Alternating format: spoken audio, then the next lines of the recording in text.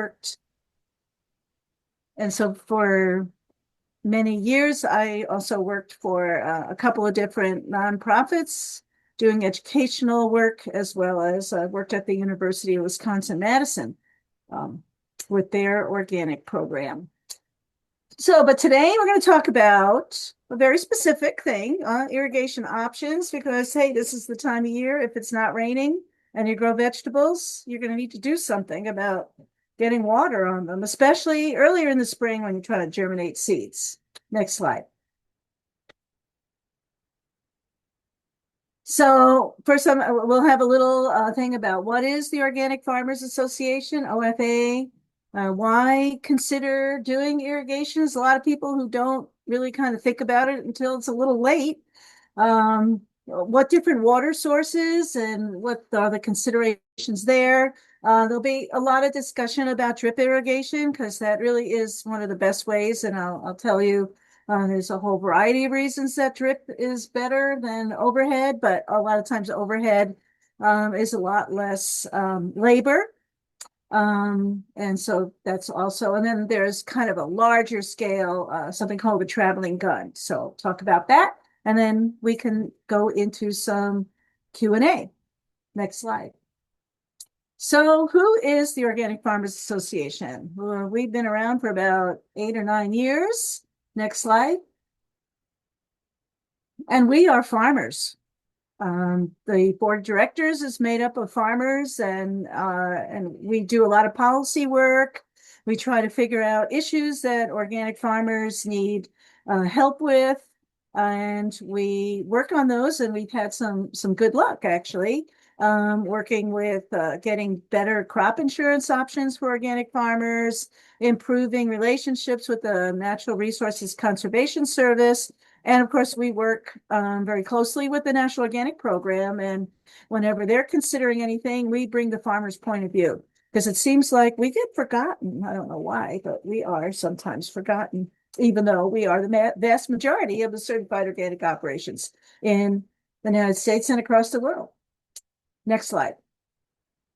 So some of the things we do is we have little work groups, and you can go on our website and sign up for these. So we talk about, like, there's been some issues with organic imports, organic crop insurance, like I said, Natural Resources Conservation Service, and then the NOSB is the National Organic Standards Board, which is the citizen board that feeds into the National Organic Program.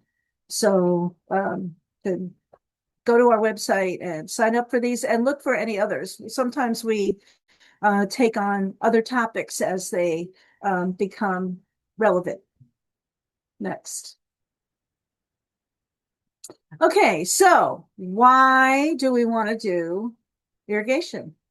Well, one of the main things, especially, is getting those seeds to germinate. So if you're not transplanting and you're planting seeds, they're just going to sit there if they're sitting in dry soil. So it's nice to be able to germinate them.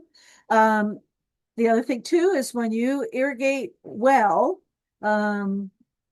deeply, but not every day. Like I'll go into, it's better to do periodically, but very deep.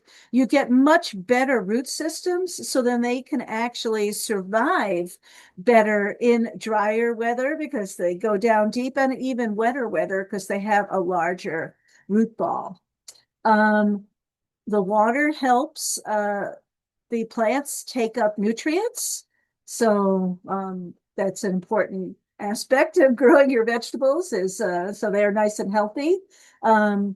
Typically well watered, they just taste better, especially like leafy greens and such. So they're not kind of woody. Like broccoli will obviously, and cauliflower, they get much larger heads. And if you've ever seen this, like on a tomato, it's called blossom end rot, and it is typically because your plants have not been getting enough water. And there are, a lot of extension publications out there on when the critical times are for the various crops. And so if you're moving your irrigation around, paying attention to that is important. And of course, also if you're going to do succession plantings. So maybe you typically get good rains in the spring, but things dry up in July, but you want to be, planting lettuce or even like zucchini, a few times during the summer. Again, if you don't have a way to irrigate, um, you're not going to get a successful germination of your succession plantings. Next slide. So the planning includes like looking at your soil types and what kind of water holding capacity, how much organic matter is in your soil. Clay soils will hold on to water much better than sandy soils. And again, the extension has a lot of information about this, especially in your region. You kind of trying to figure out, which are the water loving crops and how close are they to the source of the irrigation. If you, let's say, have a farm pond and you can only water, the south end of your fields and not the north end, maybe you don't want to have a lot of your succession planting at that north end where you're not going to have that option of irrigation. The other thing is food safety concerns. So we do have to be paying attention, like if it is coming from an irrigation ditch or a farm pond or a stream, that there could be bacteria. And overhead irrigation, especially, can be an issue for crops that are typically eaten raw. So you don't want to take a risk of using a possibly contaminated water source, especially for overhead irrigation for those crops that are covered under the Food Safety Modernization Act.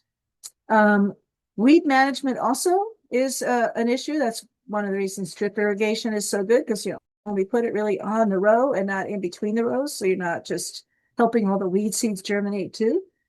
Um, Thinking ahead, think about your irrigation in the winter and then be ready to implement your plan.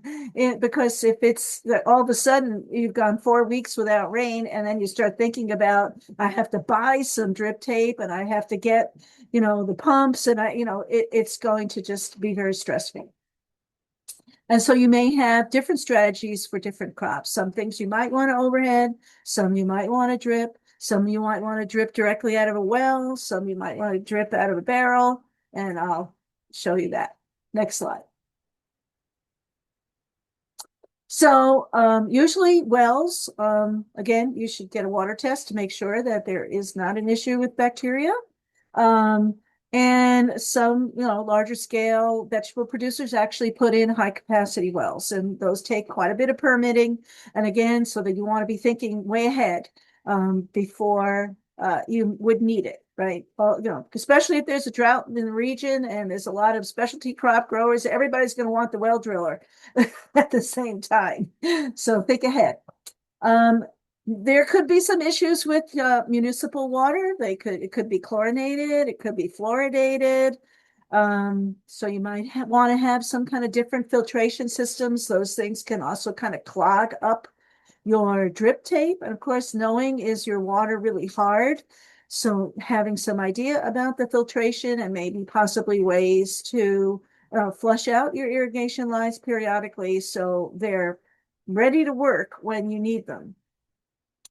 Farm ponds can be used, but again, knowing what kind of nutrients might be in there, because that can also affect the health of your plants. You wouldn't want to have it too high in phosphorus and things like that.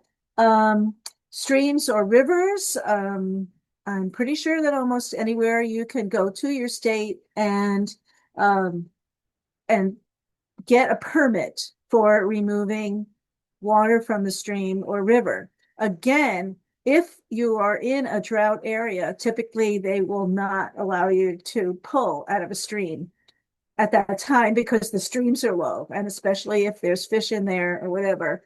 That's the whole deal with the permitting.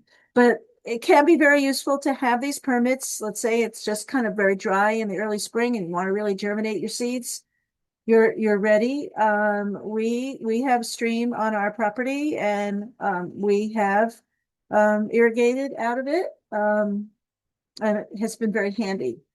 I know out in California and out west, they actually have irrigation canals, and a lot of times the fields that you're with have permits for using those canals. But both for the streams and for the canals, you should be very aware as an organic producer what is upstream of you. Because actually in California, there's been some issues with jet fuel being in the irrigation canals, of course, issues with herbicides and chemical fertilizers. So be aware. I personally am lucky. I have a spring, so that's we know the water's clean. So just, be aware of what you're using.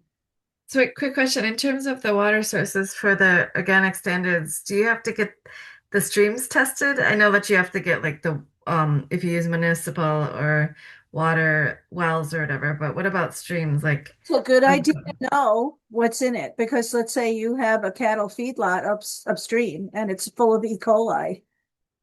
You're going to do a different set of you might be, not harvesting, like you wouldn't water your leafy greens like within 10 days of harvesting them if, you knew that there is a good chance of having E. coli.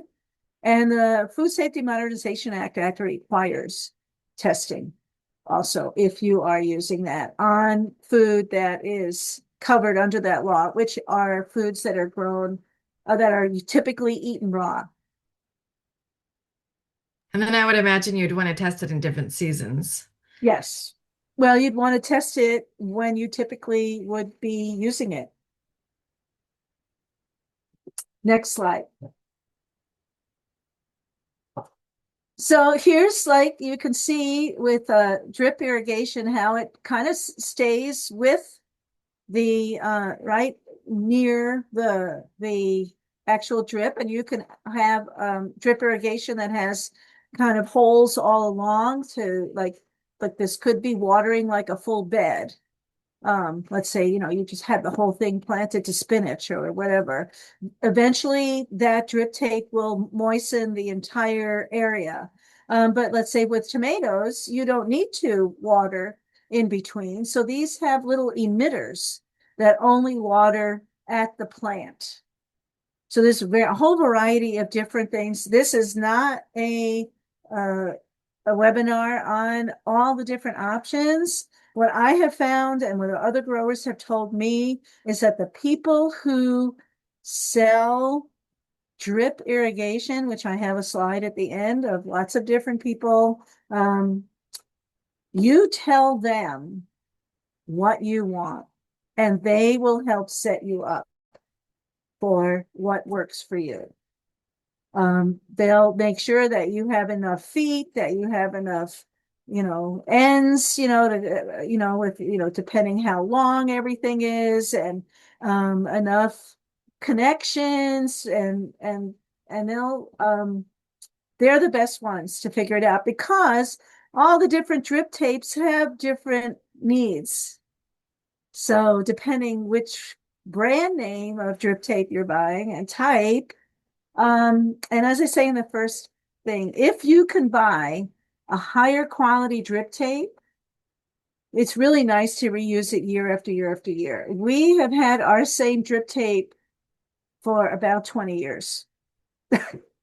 And now we're now we're repairing it, but so far we haven't needed to throw it away. So that's kind of nice not to throw away, but we bought high quality drip tape to start with.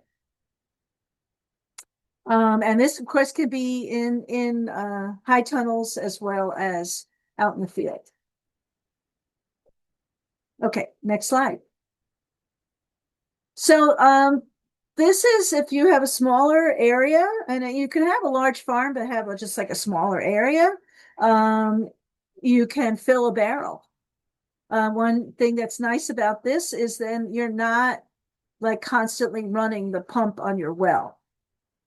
Like you can fill a variety of barrels and then turn off the well, and then it slowly, runs, and you can see how there's like a main line, that green, and then it goes to the drip tape.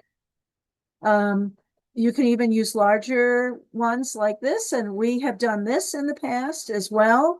We have some fields that are not as close to the well, so we put one of these larger tanks, and it seems like they're very easy to find. Like I think it had originally held like um, corn oil or something. You don't want to get something that originally held gasoline, but if it had held a food product, um, you can get them for like 20 bucks. And so we put it on a wagon, went over to the stream and filled it from the stream. And I think it took about an hour and a half to fill it. And then we would hook it up to two or three, depending how long the drip tape, 500 or 750-foot rows of drip tape. And then it would take about 5 or 6 hours for it to water. And it would do a deep watering. And it was, worked out really nicely. And we just had the drip tape in place and then just kept going back and filling the tank and then coming to like a different set of drip tapes and that sort of thing. So it's kind of nice to not have to run the pump all the time. Other people have these in stationary areas, but just have them elevated because you're just going to be watering gravity. Uh, and it's a very low cost way to irrigate smaller areas. Okay, next slide. So again, discuss your needs with your supplier, really kind of think about go out with a tape or pace it out pretty well. So my rows are this long, I have this many rows. And if you want to figure out how many gallons per minute is coming out of your well, um, you stand by your hydrant and you fill a 5 gallon bucket and you have like two people there. One, somebody's got a stopwatch, like in a minute. How many 5 gallon buckets can you fill? So then you know how many gallons per minute you have. Now you don't like then dump the bucket and then put it underneath again. You have just like somebody, we got one person, bucket's full, the other person gets the other bucket under there, then that dumps, and then you keep going back. We've even done this with our stream. We've been able to figure out how many gallons per minute because we just have like there's like a culvert area, and so all the water comes out in one location, and so we're able to figure out that our stream typically has 300 gallons a minute. So that was like a lot of buckets. But we did it a few times and it kept coming out the same, so I figured pretty good. That's incredible. I imagine like 60 people each with a bucket. Well, two people can do it. I mean, Oh wow, just like immediately like coming back to the stream. I Wow. think we did it in like a half a minute, right? 30 seconds. How much was it? Oh yeah. Cool. So you need to also be aware too, if the water source is below the area you're irrigating, you may need some kind of pump, way to elevate it. Again, the people who sell the drip irrigation and overhead irrigation can help you with all of this. So have some idea. So really kind of plan this out. Good time to do it is winter or a rainy day, kind of when you don't need it. You want to know all this ahead of time. The other thing too is you'll probably need to have some kind of pressure regulator. We even use one on the barrel because since it's elevated, you don't want to blow out the drip tape. The drip tapes, different ones have different ratings for pressure. And so having just a pressure gauge regulator on there just prevents you from having damage to your drip tape. And so you figure out how many rows, how long they are, and have a plan. Okay, next slide. Oh, that's backwards. That's Sorry about that. okay. And so you can see that it'll kind of look like this. A lot of these are kind of around high tunnels, but There's filters and pressure regulators. Even if you want to put liquid like fish emulsion or something through your lines, again, your supplier will tell you what you need, what kind of pumping you might need, what kind of filtration you might need. If you are using fertigation, your filters will obviously clog up more than if you're just using pure water. But if you're pulling out of a stream or a pond, you're going to have more issues with silt. So all of those things. There's also, you see on the picture on the upper right, there's a backflow device. It's also called sometimes a check valve. You want to make sure that if your irrigation is near the wellhead, that you have a way that prevents whatever your irrigation water from ever going back down into your well and polluting your well. So it's a very important part of that. And I just did my first irrigation using Natural Resources Conservation Service practice, and they helped me set that up. And that was a requirement that I absolutely had to have that check valve to prevent the backflow. So yeah, it takes a little engineering. That doesn't look that hard though, does it? No. And again, your supplier will be able to help you. Next slide. And so then, like if you're going to, have a valve, so like that's like a main line, and then you're going to hook it to a smaller drip tape that then goes down the rows or down the bed. You might end up having like different size punches, and just always make sure you got the right size, the right tool for the right job. And you may need like a variety of punches depending on, in one area you're doing overhead, which is going to take more water. So you might have bigger lines there, smaller lines. And of course, this is a lot of times where it will leak. So don't rush when you're doing this kind of work. From experience, I'm telling you that. Okay, next slide. So you want to put in the drip tape. This is somebody who's built kind of like their own like roll, it either comes on a roll or we actually made spools, and we set it up so we have a deep wheelbarrow and we can just set the spool on like a heavy rod, and then we can not only it unrolls nicely, but then in the fall we can roll it back up again and get it out of the field. And that's how come we were able to then use it over and over again.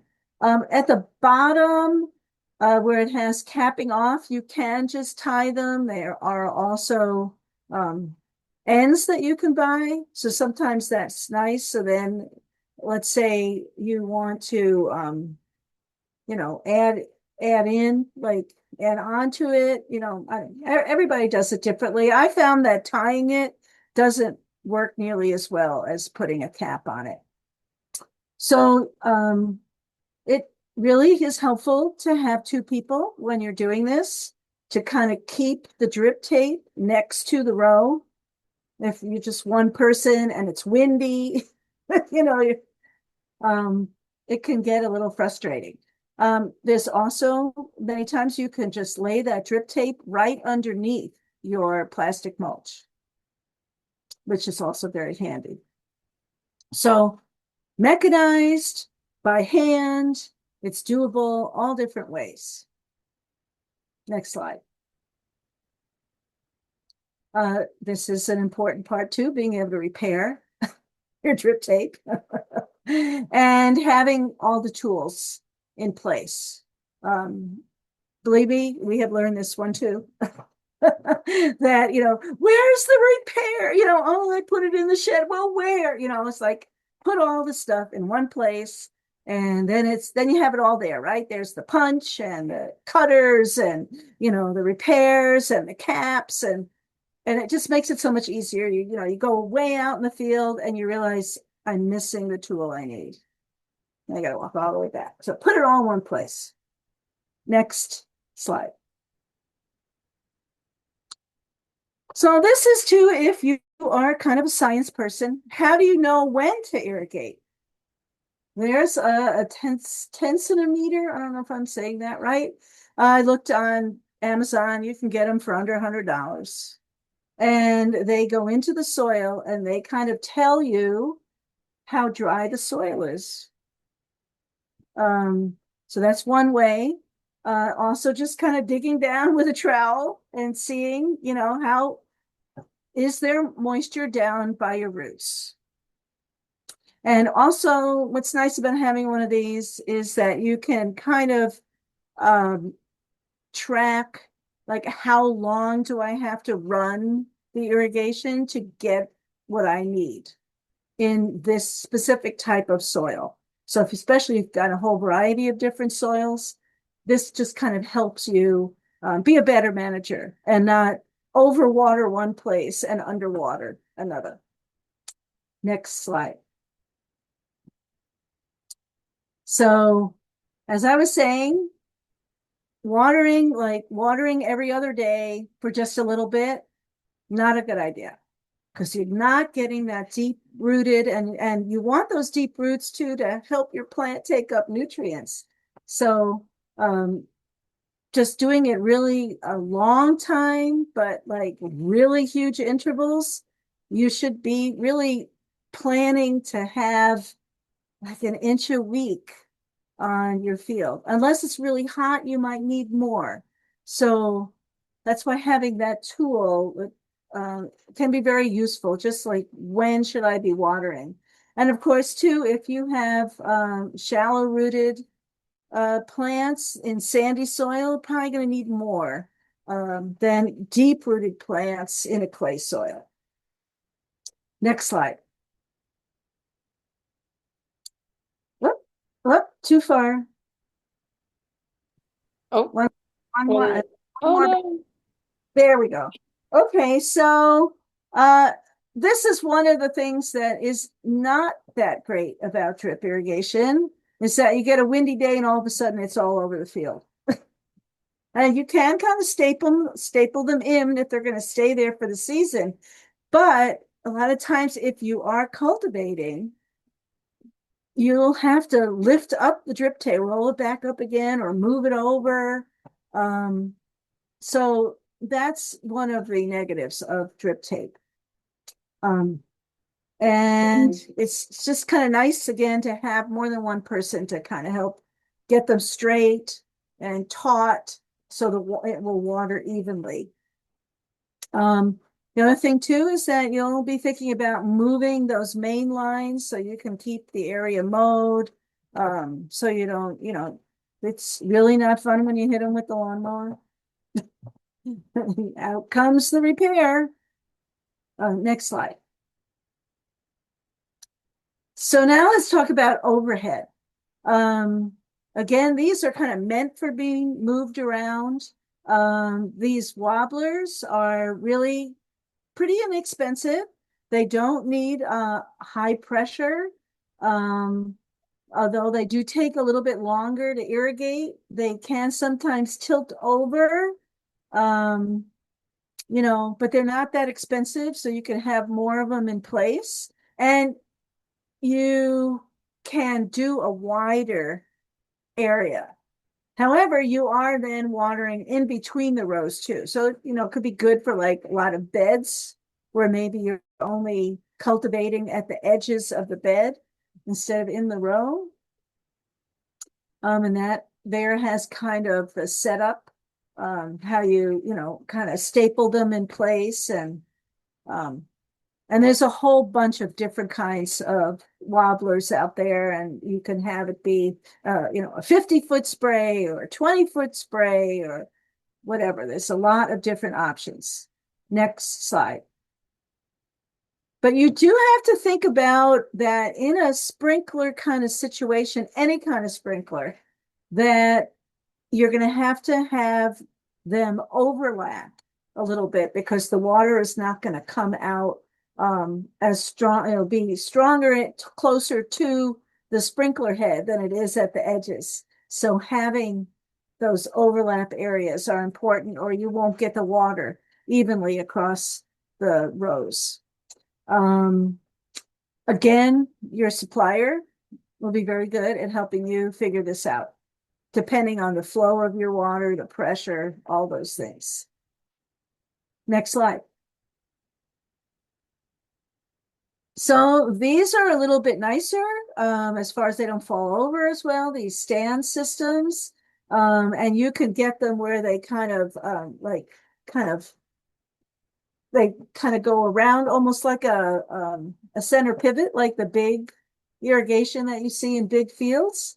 And um, these are very, I like use these on certain crops, squashes and sweet corn, um, because the roots, kind of go way into the middle of the row, and so it just depends. So you can have drip tape in one area and overhead in another area. It depends on the crops.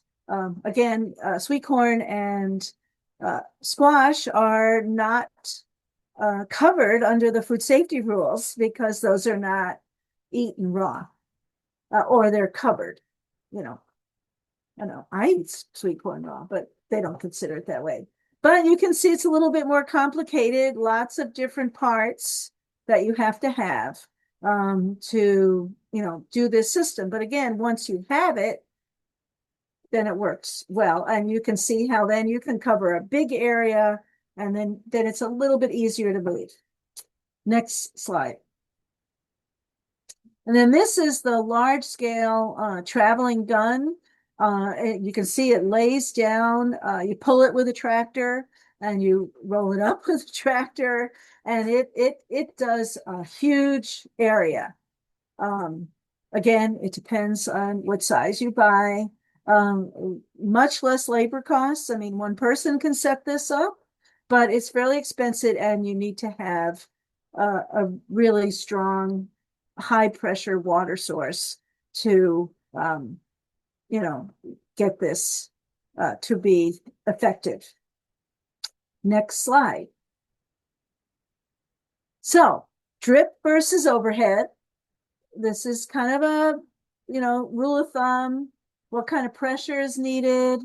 Um, the timing, how long you leave it in place, the water flow required, overhead needs a much stronger, higher pressure, and more volume of water.